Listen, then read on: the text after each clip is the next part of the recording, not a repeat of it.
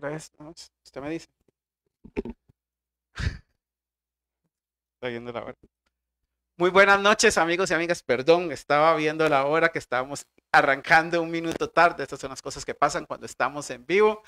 Damos inicio a nuestro primer programa de Noche de Vinos del 2022. Son las 8:02 de hoy, 19 de enero. Les agradecemos por permitirnos entrar nuevamente a sus hogares. Estamos transmitiendo en vivo desde las plataformas de Voces por Media Calle y la página oficial de Noche de Vinos. Hoy nos acompaña Gabriela de San Román, candidata a la vicepresidencia por el Partido Unidad Social Cristiana. Bienvenida, Gabriela. Bueno, muchas gracias. Buenas noches y buenas noches a todos los que nos acompañan hoy en este ratito para hablar un poquito de todo. Y muchas gracias también a vos por la invitación de poder compartir aquí con la gente. Muchas gracias, Gaby. Iniciamos siempre el programa con un brindis. Hoy quiero brindar por este nuevo año. Es un año especial, es un año de elecciones. Y Yes. lo que quiero pedirle a Dios básicamente es que le ayude a los costarricenses a tener sabiduría y discernimiento para que elijan bien. Salud. Salud.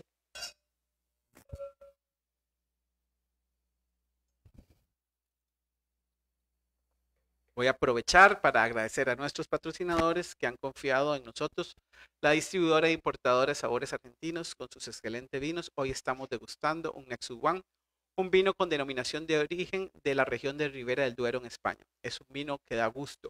Es un ejemplo de cómo entender las emociones, ser conquistado por los detalles, para que estos nos embriaguen con su sensualidad y armonía.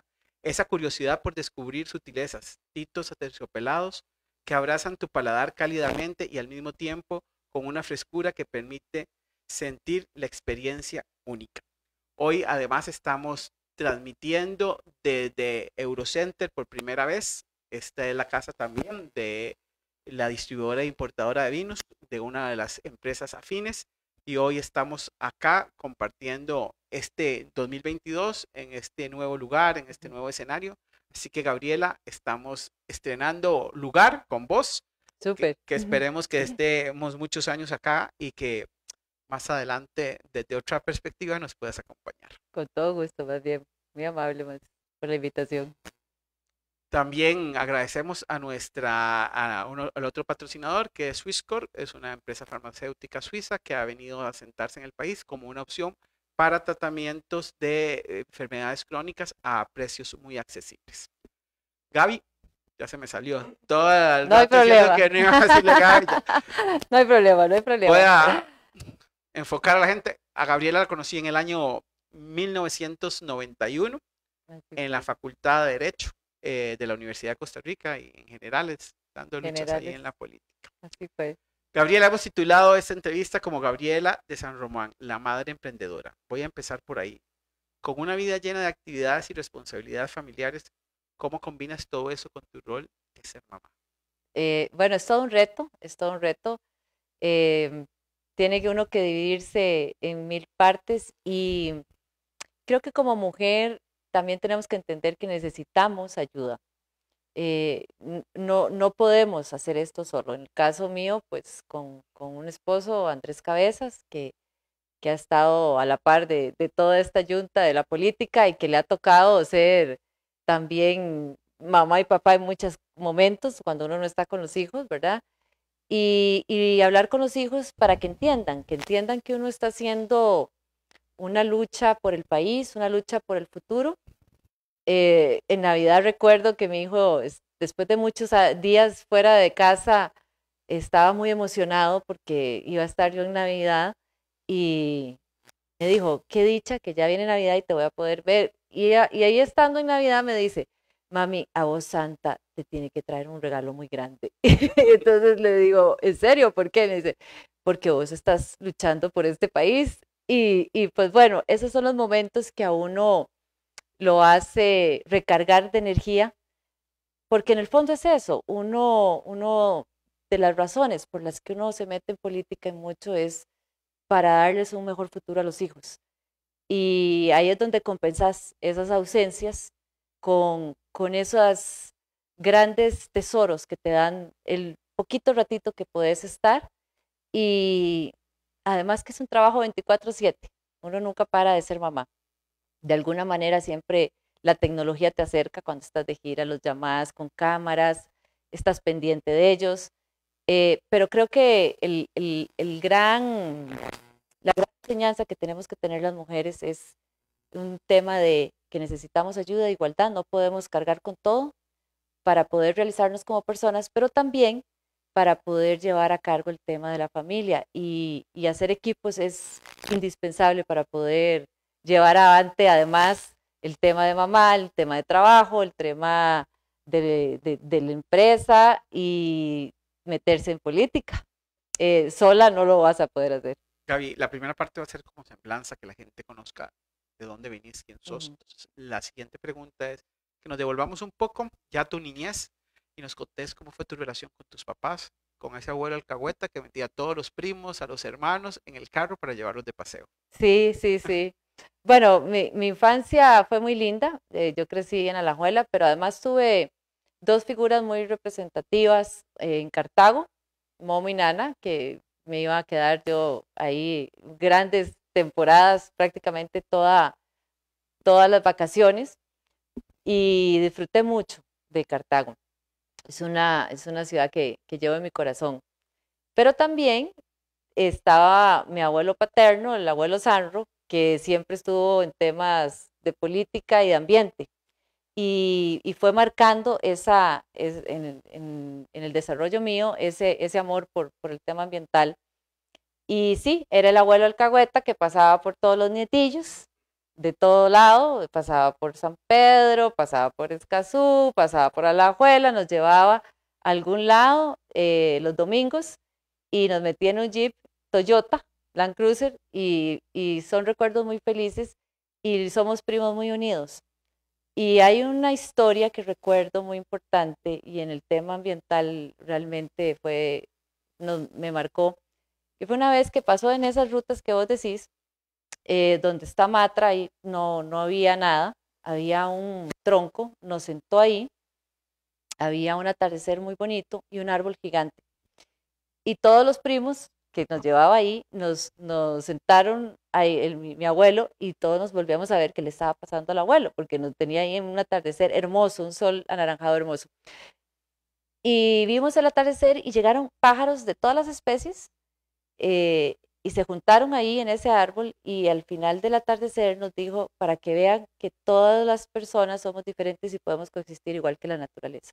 Y esa fue una gran enseñanza que incluso los primos ahora hablamos de cómo fue ese semblanza de naturaleza con nuestra realidad y cómo crecimos con la naturaleza. Y eso era el abuelo Sanro, enseñándonos a vivir con la naturaleza, a respetarla dentro de nosotros, con la gente. Vamos a avanzar un poquito más en el tiempo, ya llegamos a la escuela Bernardo Soto.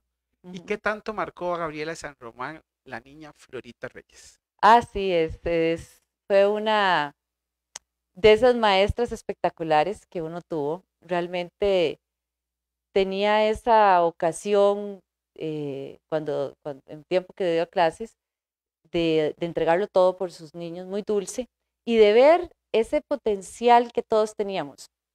En el caso mío, era una niña muy tímida, y ahora uno que está en política, uno dice, mira qué vacilón, de aquella niña tímida, callada, a tener que estar hablando en temas de política y enfrente de la gente.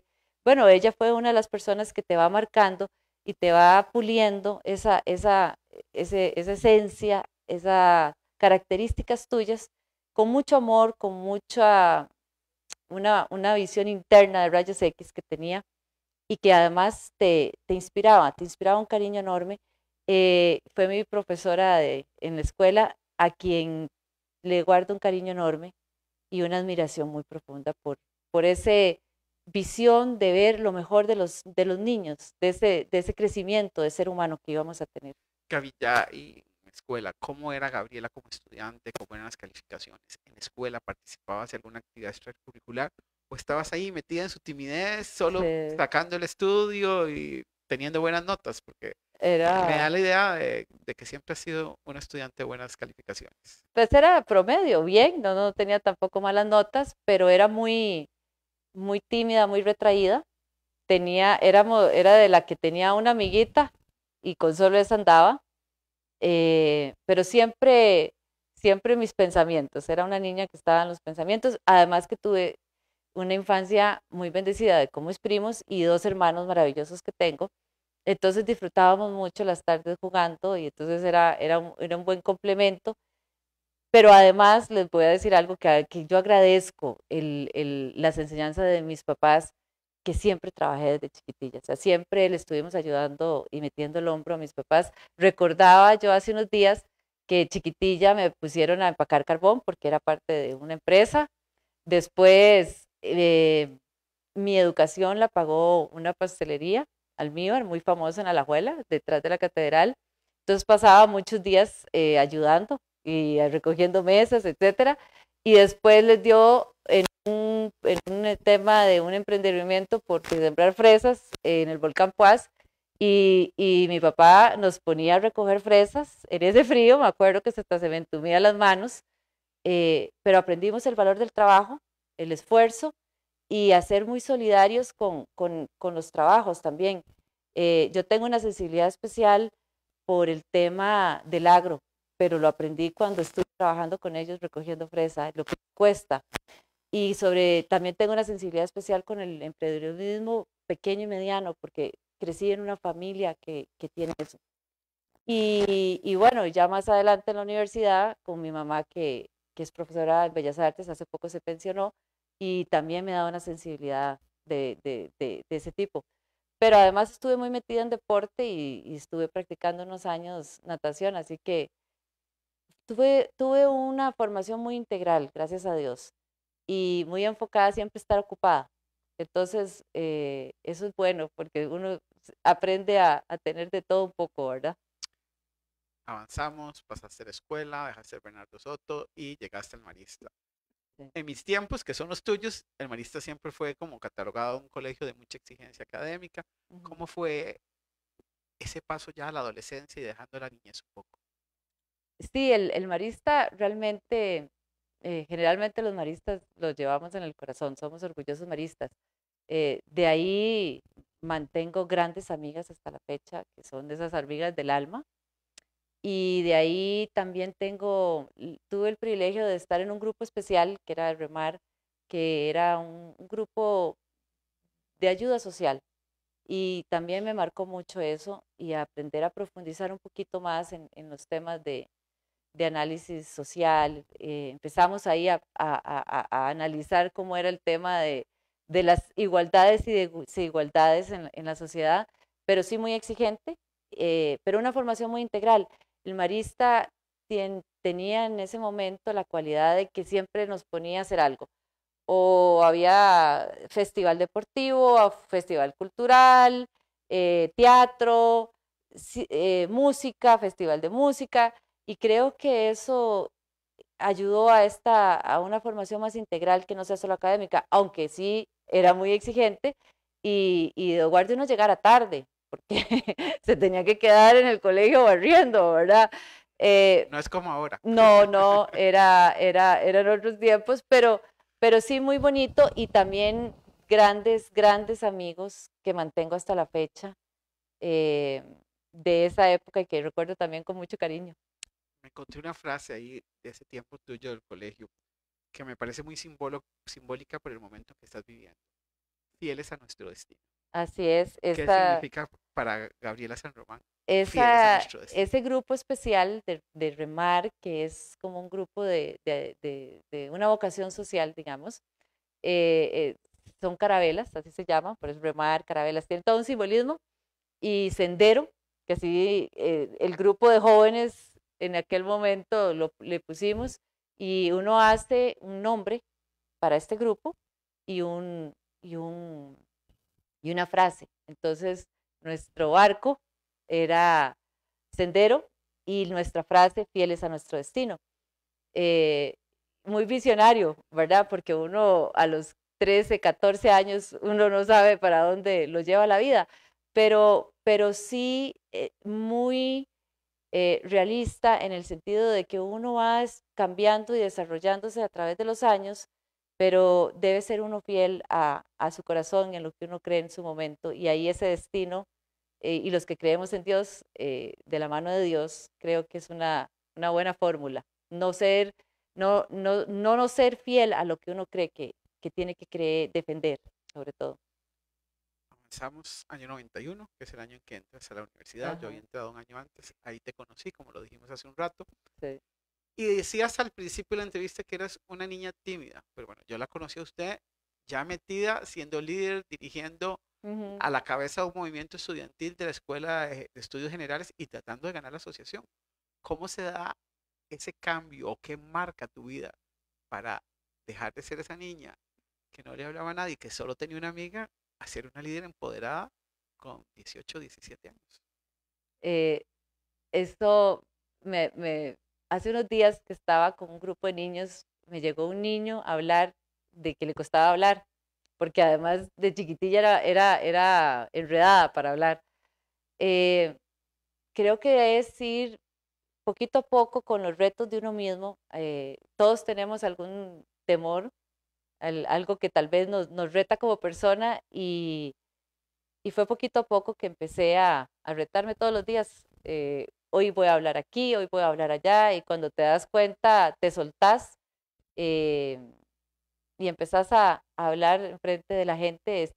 Entre la niña Florita Reyes, el marista, ahí empezamos un proceso para, para poder quitar esa timidez, ¿verdad? Esa barrera y empezar a hablar un poco de lo que uno cree, porque al final lo que haces cuando estás en uno de estos temas es hablar en lo que uno cree, en las ideas, lo que uno cree que es el camino y defenderlo. Entonces es un proceso, pero en el caso mío fue muy fluido, muy orgánico empezar a hablar en frente de la gente. ¿Cómo fue esa incursión en la política universitaria? ¿Cómo te fue? Ah, ¿Fue sí. exitosa? A veces no salió tan bien.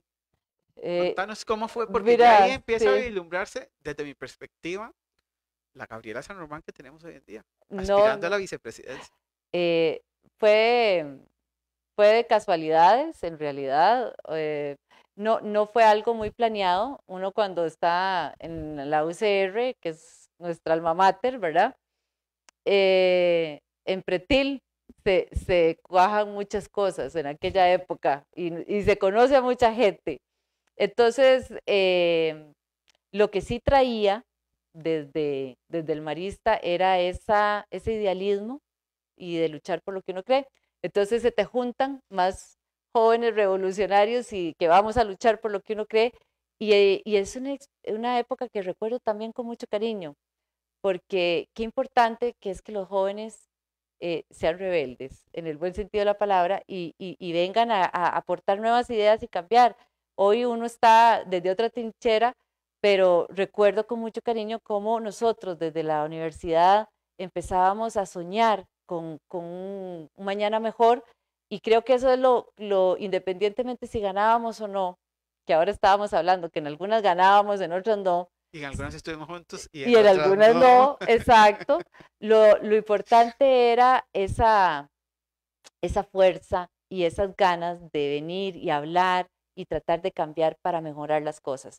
Y eso es maravilloso. Y eso me encanta de todos los jóvenes que vienen con ese chip de venir y decir, bueno, no estoy conforme con esto, quiero algo mejor. Y creo que estos aportes que hemos venido dando todos a través de nuestras juventudes es muy valioso para generar una sociedad que vea diferente las cosas, que sea más inclusiva y que vaya evolucionando, porque nosotros los seres humanos y las sociedades no somos estáticos y necesitamos estas nuevas ideas, y eso representa la universidad, un lugar donde podés ir renovando tus ideas e ir enfrentando pensamientos con realidades para que en un proceso de maduración puedan ir creciendo estas cosas.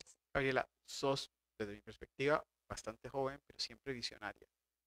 Y podríamos enmarcar mucho eso fiel a tu destino. Haces tu tesis en pensiones, en los regímenes de pensiones complementarias, ¿cierto? Así es. Que era un tema que apenas empezaba a discutirse, tan siquiera estaba Ujú. listo porque es parte de la reforma del año 2000, si no me equivoco, en Así tiempos es. de Don Abel o de Miguel Ángel, uno de esos Don dos Miguel Ángel estaba en esa época. en ese momento.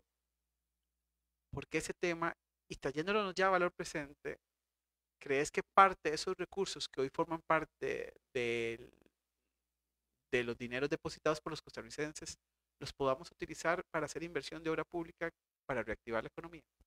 Sí, claro. De hecho, esta tesis, lo que hicimos fue todo un análisis y hacer un proyecto de ley que lo aportamos a diferentes diputados y sus insumos sirvieron, entre muchos más, ¿verdad?, para hacerlo de la Ley de Protección al Trabajador, que fue este segundo pilar que se hizo en el tema de pensiones. Ahí ya nosotros habíamos hecho un modelo siguiendo el modelo chileno que ha tenido su evolución y que en aquel momento era digamos, el modelo a seguir y que después nos dimos cuenta pues que tenía sus pros y sus contras, pero lo cierto es que desde ahí nosotros, en mi compañera de tesis y yo, ¿verdad?, le habíamos dejado planteado la importancia de abrir el espacio para invertir estos fondos en otros instrumentos que no fuera solo el de capitalización, como está ahora, y que había que dejarlo invertir en instrumentos afuera del país. Bueno, tantos años después, eh, hoy están esas reformas, incluso este sistema de los regímenes de pensiones ha evolucionado tanto que lo que es infraestructura, que es muy simbiótico con el tema a largo plazo de los fondos de pensiones, están financiados y administrados precisamente por este tipo de fondos. Aeropuertos a nivel internacional, concesiones de obra pública, autopistas del Sol, que tenemos aquí, la Ruta 27, el dueño no es Autopistas del Sol, es un fondo de pensiones a nivel internacional que da el aporte para que otra empresa lo administre. Entonces, estos nuevos modelos que aquí ya se están dando, desde aquella época de revolución y de ideologías y de pensamiento y ideas, ya dejamos planteado que se pudiera abrir con una manera regulada, porque ahí son los ahorros de todos nosotros, pero sí que quedara bien planteado que esa diversificación de instrumentos permitía una mejor liquidez y un mejor rendimiento a la hora de poder tener estas inversiones. Y hoy lo que se está pidiendo, las operadoras aquí en Costa Rica, es esa diversificación para tener un mejor rendimiento que va a beneficiar a todos los que están en el régimen. Te iba a preguntar, Gaby, si eras la pionera de tu familia en política, pero por lo que nos contaste al principio, parece ser de que tu abuelo ya también traía esa espinita en la sangre de incursionar en la política nacional. Sí, Contanos un poco de esa trayectoria familiar. Porque creo que también tu tía Lorena, ¿verdad? También ha así es. tenido cierta injerencia dentro de la toma de decisiones en este país. Sí, bueno, mi abuelo Manuel San Román tenía esta doble condición que hemos tenido de estar en temas de ambiente y fue muy cercano su gran amigo Rodrigo Facio, siempre hablando de temas de política. Y mi tía Lorena, igual, muy metida, es una persona que respeto y admiro mucho, ha sido todo, ha dado todo un pensamiento en tema ambiental, de sostenibilidad, fue la que me empezó a hablar de sostenibilidad, de Carta de la Tierra, hace 20 años, y, y metida en política también. Así que de alguna manera el destino te lleva y terminamos nosotros, termino yo hablando de política y de ambiente. Es una combinación familiar que hemos tenido a través de la historia y creo que es muy importante porque ahora que hablabas de la universidad, cuando uno sale de la universidad y que empecé yo con el tema del derecho ambiental, los compañeros de uno, que son de ramas más formales, en aquel momento, el derecho penal, derecho comercial, derecho laboral, te volvían a ver y decían, ¿cómo el derecho ambiental? Eso no existe, ¿qué es? Y hoy el mundo ha evolucionado en esa sostenibilidad, en ese modelo de cómo queremos desarrollar las cosas, y lo que en aquel momento era una cosa incipiente y que podía estar algo bueno, sería bonito tenerlo, hoy es una obligación no nacional, mundial, de cómo vamos a hacer estos nuevos modelos de desarrollo y cómo vamos a lograr ese equilibrio entre la parte ambiental, la parte social y la parte económica, y no podemos no tenerlo. Ya es una condición exigida. Entonces, lo que aquel momento saliendo de la universidad empecé con mi parte ambiental, hoy es un eje transversal en el desarrollo de un país. Además, creo que muy destacable porque Costa Rica es pionero en estos temas a Así nivel es. del mundo. Costarricenses han liderado propuestas a nivel de Naciones Unidas como la COP21 y creo que eso nos da una obligación adicional como país de seguir teniendo, como vos lo acabas de citar muy bien, como eje transversal todo lo que es el tema medio ambiente. Estamos en medio de la campaña, dos hijos, un hijo y una hija. Una hija de Hija, 15 y un hijo de 10. ¿cuánto te extrañan en estos días? Muchísimo, muchísimo. No es común que llegue temprano, es más bien es muy común que llegue tarde y entonces robarle el tiempo al tiempo, finalmente. Te están esperando. Cuando uno llega de una actividad a hablar un ratito en la mañana, y cuando estás de gira, que a veces son muchos días, videollamadas, mensajes, cómo amaneciste, y esa es la forma como mantenemos el contacto. Pero bueno, no es una mamá que está tiempo completo en la casa, es una mamá que sale muy temprano, tiene un montón de actividades y llega a las 10:30, 11, a veces hasta medianoche, y se ando de gira, a veces hasta la 1 de la madrugada, de esas giras que son sin parar. A veces son 16, 20 horas de reuniones y llegar un ratito a robarle el tiempo al tiempo. Eso es lo que aprendemos a hacer como familia, a robar el tiempo al tiempo. Bueno, pero lo bonito es que ellos entienden lo que estás haciendo. No vamos a poder presentártelo aquí directamente, pero los que nos están viendo sí lo van a ver en la pantalla. Entonces yo te lo voy a enseñar un mensajito que te mandaron estas personas. Hola Ma, era para decirte que estoy muy orgulloso de ti, que te quiero mucho, que muchas gracias por intentar ayudar a este país para un mañana mejor. Te quiero mucho. Hola Ma, era para decirte que estoy muy orgulloso de ti, que te quiero mucho. Mami, es para que sepas que te amo mucho y que soy la mejor mamá del mundo y que sé lo que estás haciendo, lo estás haciendo por un mejor país. Detalle. Estamos, Robert. Listo. Ya los que Qué están lindo, siguiéndonos vieron los videos y qué lindo detalle. me gustó mucho porque yo viví estos sacrificios y mucha gente no los entiende.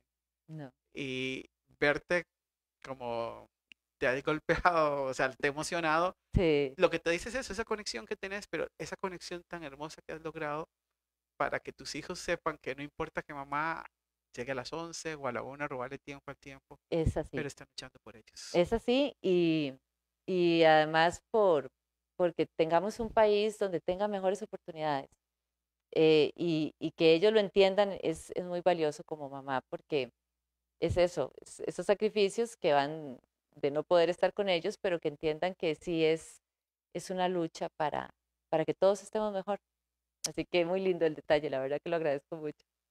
Gaby, y siempre en ese mismo tema, el 11 de agosto del 2021 en tu red LinkedIn, escribiste algo como, no se trata solo de ser mamá. Y lo terminaste, no se trata solo de ser mamá, sino de amar. ¿Qué Ujú. querías decirnos en ese momento? Bueno, uno como mujer tiene muchas facetas, tiene eso que te decía, en el caso mío, que siempre he andado de una cosa tras otra, uno es consultor, uno es emprendedor, uno hace equipos, cuando me toca hacer planificación territorial, que tengo que coordinar con 10, 15 especialidades y diseñar un modelo de desarrollo de un cantón, o ver cómo un proyecto finalmente se puede desarrollar porque hay un tema ambiental ahí que no está caminando. Eh, Uno es eso, pero uno termina, eh, las mujeres tenemos un corazón de que amamos lo que hacemos, nuestra familia, nuestros amigos, nuestro entorno, y finalmente ese destino, ese ser fiel a nuestro destino, requiere amar lo que hacemos y lo que tenemos. Entonces, es esa cereza en el pastel, ponerle amor a todo lo que uno hace y el entorno que uno tiene. Para ir terminando esta etapa de la semblanza de Gabriela San Román, ¿qué es SRP Consultores y qué tanto ha marcado tu vida? Es una parte de la parte profesional, en el sentido de que es, digamos, en la consultoría en que he iniciado, pero he tenido más facetas. Me tocó estar en el Consejo Nacional de Áreas de Conservación, que tiene que ver con las políticas ambientales de los parques y áreas protegidas, y ahí estábamos con una fundación que me permitió desde esa institución ver nuevas formas de cómo queremos tener esta riqueza natural. Y también me ha tocado trabajar con otros consultores en temas de planificación, en temas de la parte inmobiliaria. Entonces ha sido un viaje, un instrumento que me ha permitido abrirme a otros campos y poder ir desarrollando el conocimiento de sostenibilidad, de ambiente, de planificación, de energía, eh, y ha sido una gradita a la vez. Cuando uno en temas de política y entonces le empiezan a uno recordar las cosas que uno ha hecho y uno ve el camino y uno dice, sí, hemos subido gradas, pero ha sido poquito a poco. No, mi vida profesional no fue de hoy saltar 20 gradas, ha sido de ir poquito a poco subiendo gradas constantemente, pero siempre buscando nuevas áreas para desarrollo profesional y nuevas formas de cómo aportar a la parte laboral y a la parte de la política y la parte social, ¿verdad?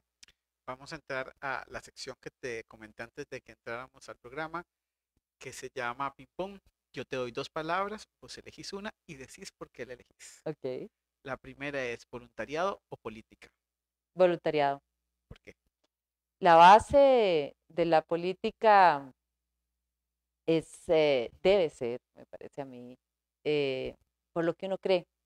Y el voluntariado que es ad honorem es por lo que uno cree. La política con corazón es la que nos lleva a largo plazo. La política individual es la que nos corta el camino. Así que la política debe tener el voluntariado para que no olvide que es a largo plazo las cosas que se tienen que hacer y no a corto plazo. ¿Presas o carbón? Ay, fresas. Creo que la empacada de carbón era más complicada. Terminaba negra. Y la de fresas, aunque no era fácil, eh, hasta me podía comer la fresa de vez en cuando. ¿Socialismo o liberalismo? Social cristianismo, que es lo que represento, que es ese Estado social de derecho y es ese balance entre las libertades individuales, las libertades de empresa y poder ser dueño de su destino, pero una cara social y ese acompañamiento a quien lo necesita. Social cristianismo. ¿La Liga o Saprissa? Liga, definitivamente Cristina Alajuela, así que no, Muy bien. no hay quite. Orgullosa y fiel liguista en las buenas y en las malas. ¿Vino o cerveza? Vino. ¿Por qué? Me permite tomar más y disfrutarlo. La cerveza, ya, yo creo que ya con un par no paso. En cambio, el vino con una buena cena y una buena comida te permite charlar. Y además dicen que es el licor de los dioses, así que vino. ¿Gas natural o petróleo? Gas natural, porque es un combustible de transición que no es a donde tenemos que quedarnos. Creo que la respuesta tiene que ser renovable y tenemos que innovar a futuro. Y el combustible fósil tiene que quedar en el pasado. Sin embargo, es una realidad con la que tenemos.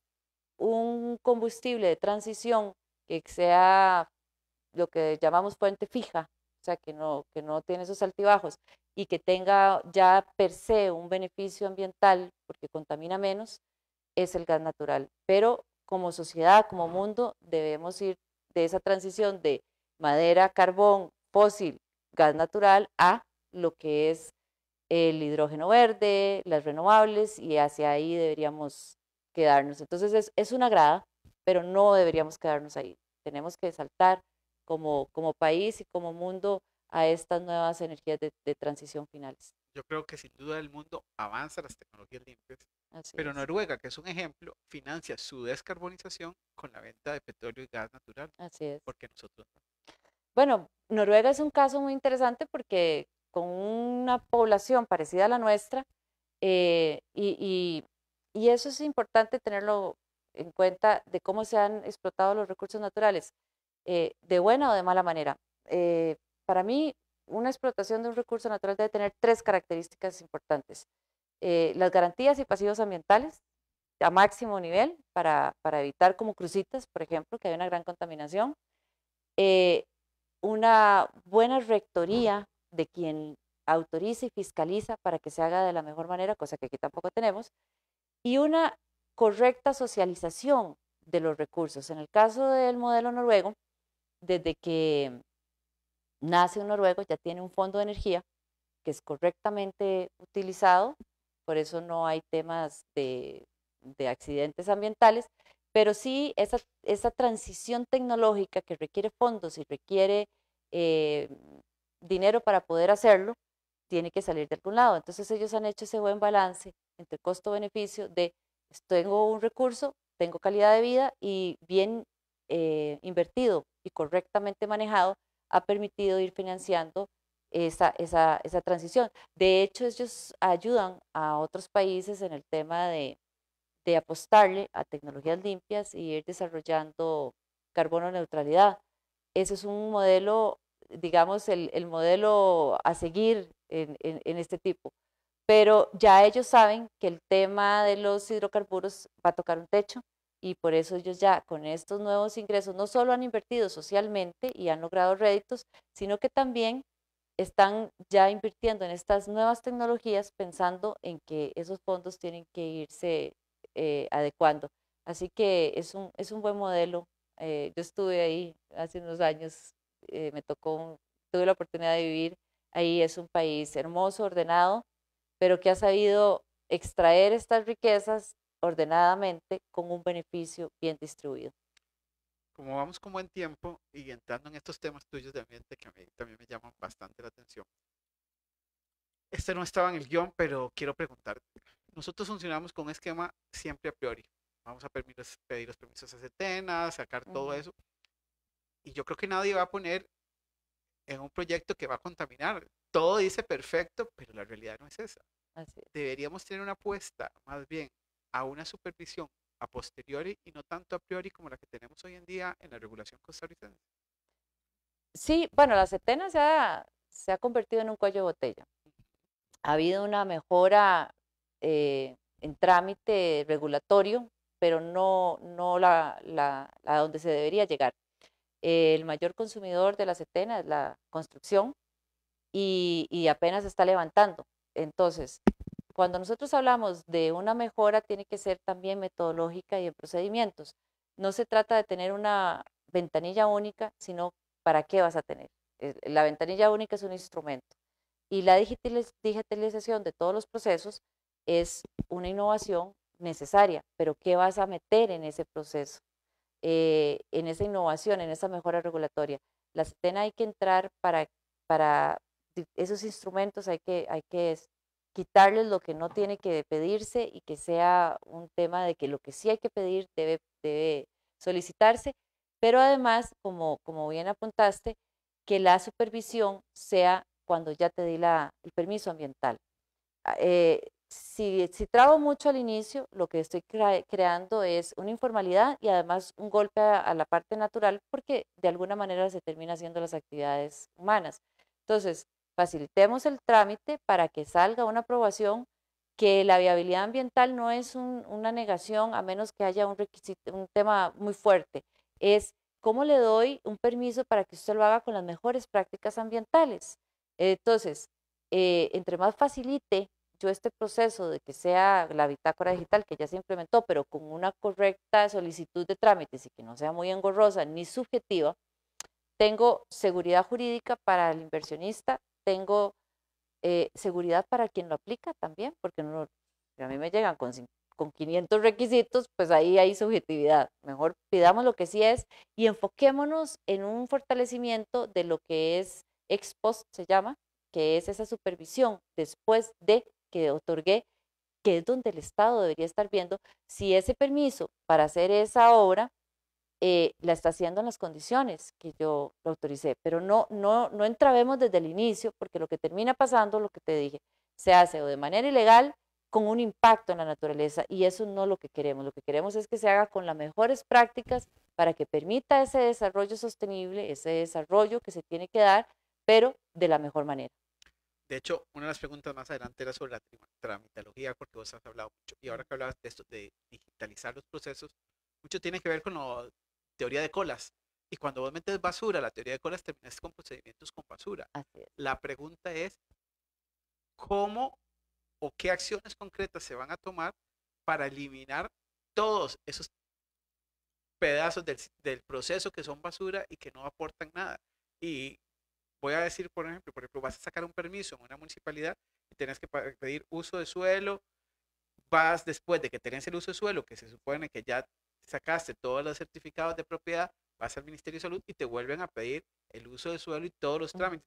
Y después, que es lo peor, para sacar la patente, regresas a la municipalidad, que es el primero, y te vuelven a pedir todos los mismos requisitos que estaban en el uso del suelo. Sí. ¿Cómo eliminamos todo esto para que en momentos en que la reactivación de la economía sí o sí está tal, lo eliminemos del todo para que podamos generar empleo en este país?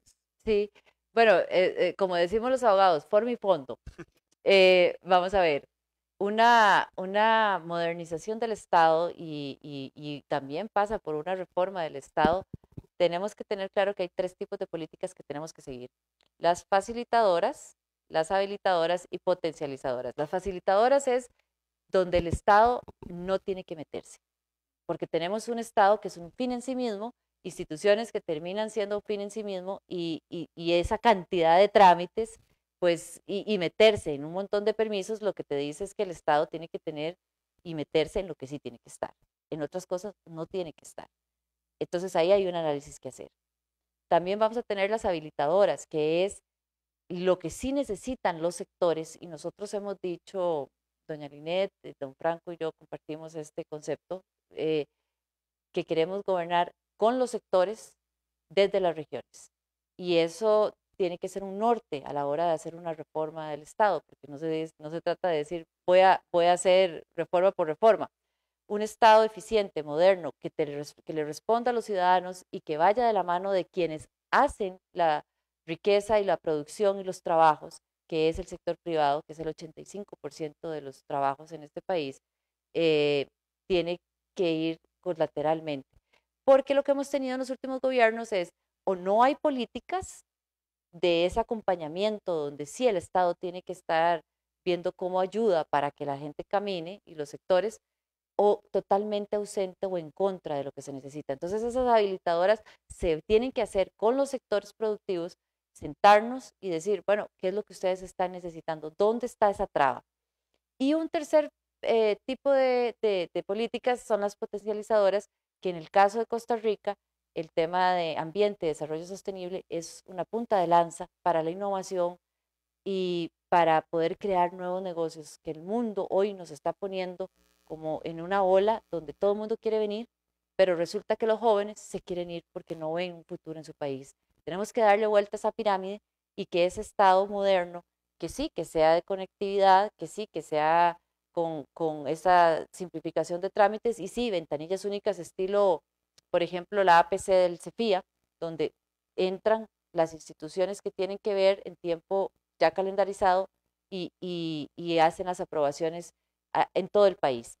Los instrumentos existen, pero tenemos que poner ese Estado a trabajar en función de darle una respuesta a la ciudadanía y facilitarle a quienes hacen posible generar empleo, que es, y la producción, que es algo que estamos necesitando en este momento, que sea posible. Ese debe ser el norte, y no hacerlo es lo que tenemos hoy. 1 millón de informales, o sea, que no tienen un trabajo en las mejores condiciones, más o menos 360,000. Un poquito más. O sea, realmente como país no estamos sacando la nota, pero esto Quedados. tiene que ir en función de qué es lo que quiero manejar para esa respuesta al ciudadano y a los sectores. Entonces, esa reforma del Estado tiene que ir en esa dirección. Enero del 2021. No estabas en política tan de lleno, No. pero hiciste un video, No hipotequemos nuestro destino. Ajá. Hablabas de que sentías que no se nos estaba diciendo todo respecto a la negociación con el Fondo Monetario Internacional. Así es. ¿Se nos ocultó información en esa negociación del Fondo Monetario Internacional?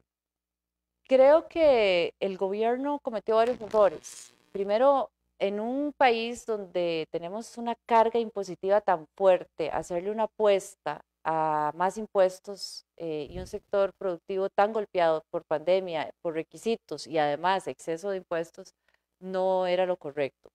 Y además no fue correcto no sentarse con los sectores productivos. Ahí estaba la gente de UCAEP, la gente de las cámaras diciendo qué es lo que se está negociando. Eh, y esa no transparencia y esa no comunicación finalmente lo que viene a dar lo que tenemos hoy. Lo que hemos hecho es estar comprando tiempo a la deuda. Eso es para que nos entendamos. Una tarjeta de crédito que me está ahogando, la paso con otra tarjeta con un interés menor, pero no está desapareciendo el problema. Las reformas que se hicieron en el tema tributario en esta administración al inicio es empezar apenas a poner orden en la casa, y la regla fiscal es un instrumento raso que también tiene sus excepciones en un estado social, ¿verdad? No, el tema de los programas sociales es muy difícil, pero no se ha hecho de una manera integral para poder salir de esto. No veo otra opción que una renegociación eventualmente con el fondo, porque en medio del tema electoral y con un gobierno que le está apostando a una ley de empleo público que se puede caer en la sala en cualquier momento, no tenemos la seguridad, pero hay una consulta muy bien fundamentada, va a ser difícil en un año electoral que temas de más impuestos puedan caminar. Y yo creo que ya los costarricenses y el sector productivo no está para más impuestos. Pero además, según la OCDE, en su último informe, somos de los países más desiguales de la región. Entonces significa que esa medicina no es la correcta. Más impuestos, un Estado grande, trabar al sector productivo, lo que nos está dando es más pobreza y más desigualdad y más desempleo. Entonces, no es por ahí. Y este gobierno ha insistido en irse por ahí. Entonces, una negociación tan necesaria para dar respiro a las finanzas públicas como es la negociación con el fondo, que siga en esa línea, invariablemente no nos va a llevar a buen puerto. Y pues creo que hay que sentarse ya con los sectores a negociar, a hablar de una manera transparente y de una manera que entendamos que todos tenemos que aportar y jalar esto juntos. Costa Rica está en un punto de inflexión social y un punto de inflexión económica. Y si no nos sentamos todos a poner esa patria de primero, es muy difícil que podamos salir de este hueco en que nos han dejado. Recientemente en una entrevista con el colega Boris Molina, 10 minutos se llamaba, Ajá. vos hablaste de 500,000 personas en desempleo, 300,000 personas en pobreza 350,000. y que en la mayoría de los casos con rostro de juventud y rostro de mujer. Así es. 3 acciones concretas para atacar ese problema. En el caso de los jóvenes, y me encanta que estén tan preocupados por el tema de educación. La educación es una movilidad social desde los inicios. Una buena educación te va a garantizar un buen trabajo, y un buen trabajo te va a garantizar una buena calidad de vida. Ese círculo debe mantenerse. La reforma de educación debe ser multinivel. ¿Qué estamos enseñando? ¿Cómo estamos enseñando? ¿Y quiénes lo están enseñando?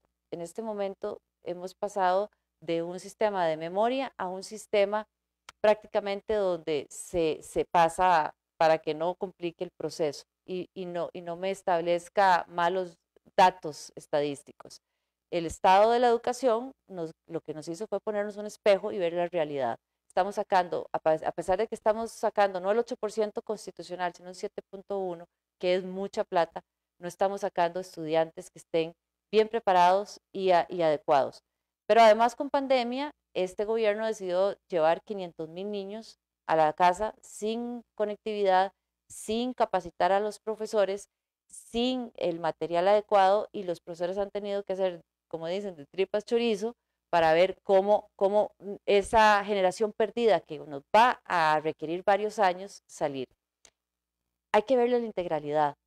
No puedo ver la educación sin una adecuada reforma curricular y que los profesores se dediquen a enseñar y no a llenar papeles.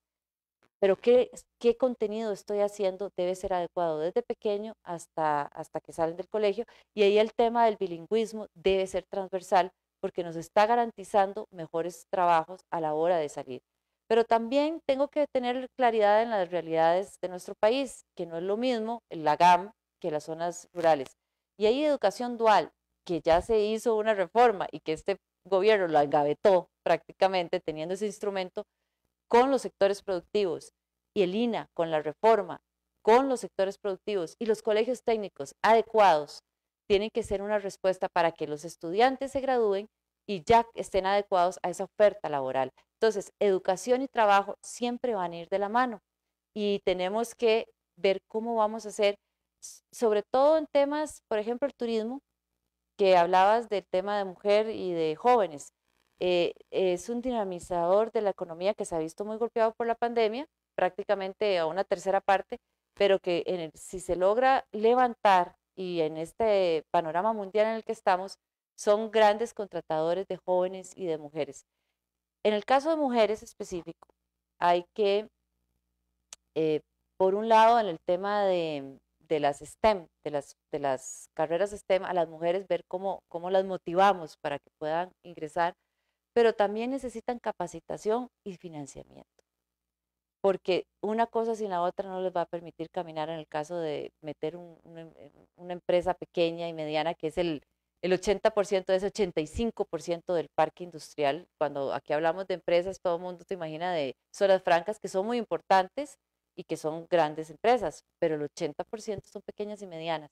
Entonces, a esas mujeres necesitamos darles las condiciones para que tengan financiamiento. Banca del Desarrollo tiene que dejar de estar guardada la plata y la banca estatal tiene que dejar de estar financiando bonos de Hacienda, como son 380.000 millones que están ahí parqueados, en lugar de tirarse a los sectores productivos y también ayudarle a las mujeres, pero también darle las condiciones, trabajos de medio tiempo, que puedan asegurarse medio tiempo, red de cuido, que puedan asistir a la red de cuido y además tener capacitación, bilingüismo y mejor educación, y que ellas puedan con la familia, que las mujeres pues cargamos familia, tener esas condiciones y esa tranquilidad para poder educarse, superarse, pero también el cuidado de las mujeres. En el caso de las mujeres tenemos que darles condiciones de realidad que va más de un lenguaje inclusivo, que no es que no se tenga que dar, pero creo que las mujeres agradecemos más que tengamos mejor condiciones para poder capacitarnos, tener trabajo y sobre todo la igualdad en el trabajo y los salarios. Pero eso pasa por políticas que realmente lo logren y no más papeles con inclusividad que finalmente no tengan un impacto en las mujeres. Señalabas en otra intervención tuya en algún momento que nos hemos vuelto como el mundo del TikTok, 30 segundos, comida rápida, todo rápido. Todo rápido. Efectivamente, no todo puede ser rápido porque tiene que ir de la mano de la planificación.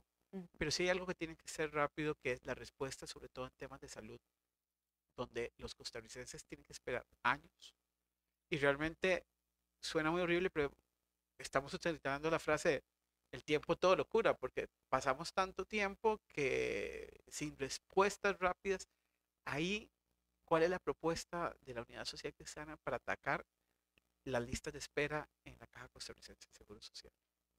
Sí, no, la Caja es una institución que nos diferencia de otros países y de otros países vienen a estudiar cómo estamos. Eh, Son varios niveles también, al igual que la educación hay que hacer una gran reforma para mejorar la Caja.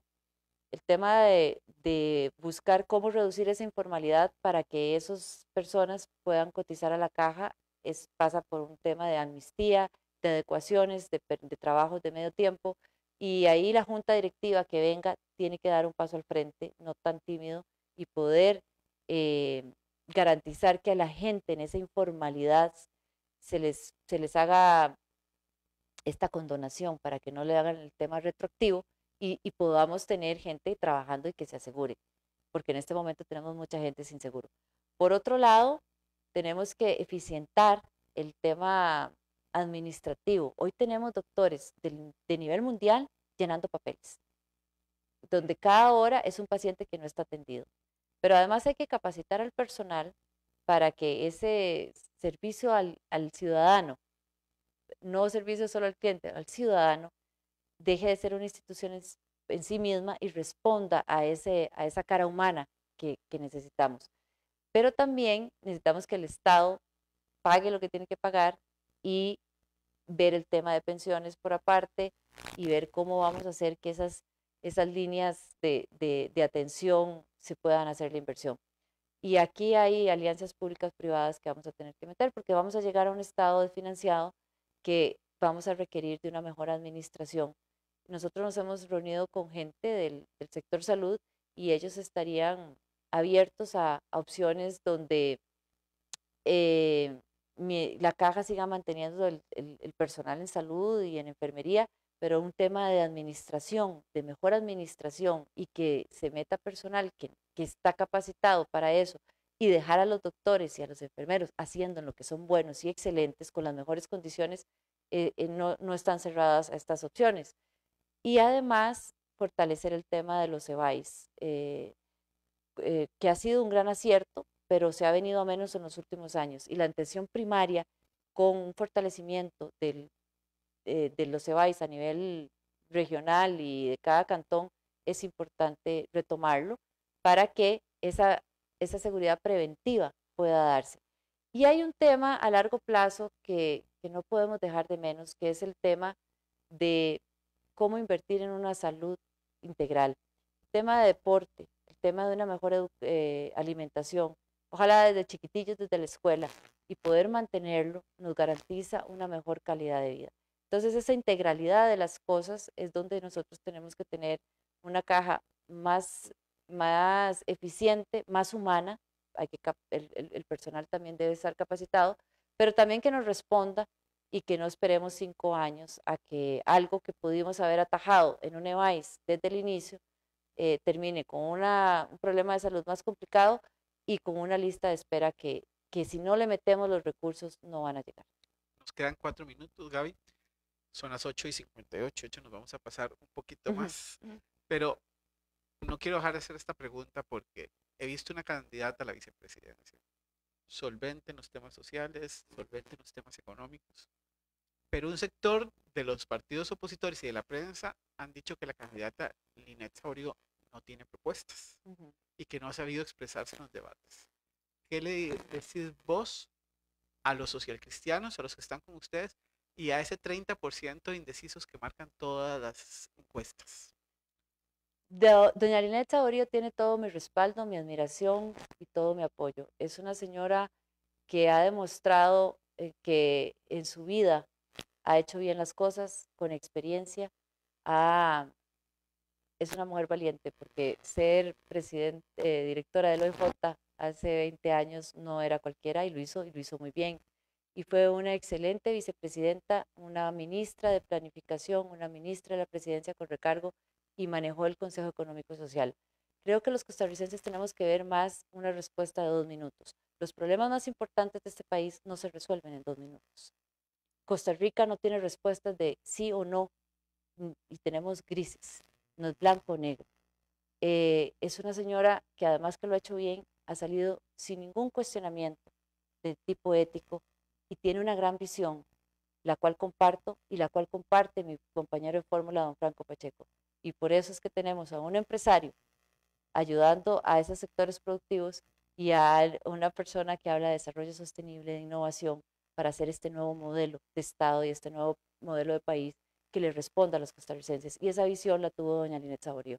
Así que todo mi respaldo, admiración. Estoy convencida que es la persona para liderar este país y estoy convencida que tiene esa visión de hacia dónde debe manejarse el país. Un debate de 2 minutos nunca va a ser suficiente para hablar de los temas de este país.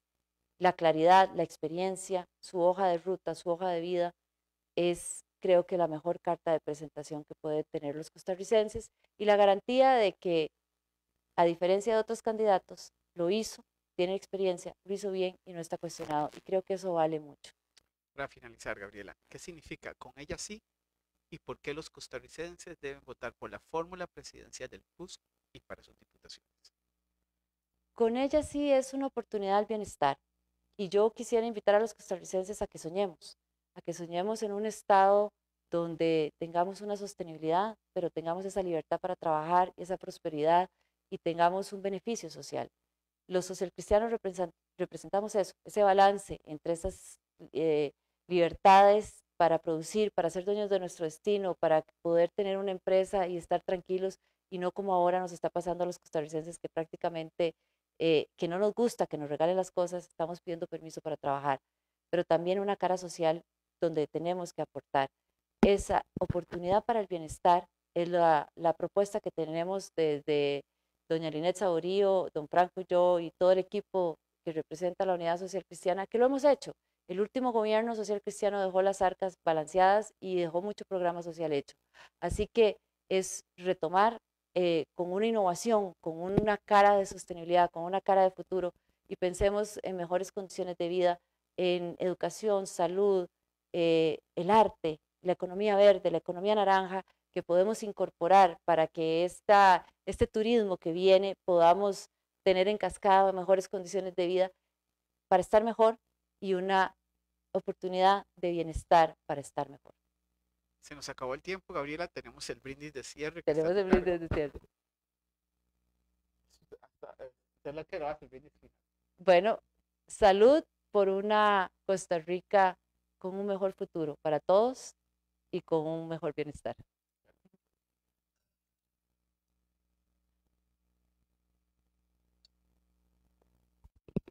Bueno, así hemos llegado al final de un programa más de Noches de Vino. Le agradecemos a Gabriela San Román. De verdad que ha hecho una exposición muy clara de las propuestas que ella y la Unidad Social Cristiana llevan de cara a las próximas elecciones del primer domingo de febrero. Agradecemos hoy a Eurocenter por habernos recibido en su casa y también a nuestros patrocinadores, al importador y exportadora de vinos argentinos y a Swisscorp. Muchas gracias y nos vemos el próximo miércoles al ser en punto las 8 de la noche. Gracias. Muchas